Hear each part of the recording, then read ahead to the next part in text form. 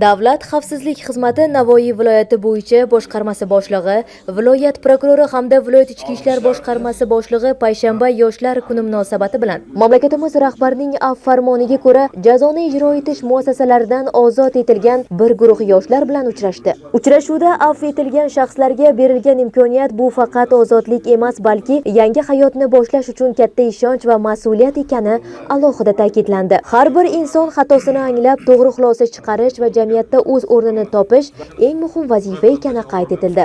Tadbir davomida yoshlar bilan ochiq muloqot o'tkazilib, ularning kelgusi rejalari, muammolari va takliflari tinglandi. Mas'ullar tomonidan ularni ish bilan ta'minlash, kasbga yo'naltirish va ijtimoiy qo'llab-quvvatlash masalalari yuzasidan zarur chora-tadbirlar belgilab olindi.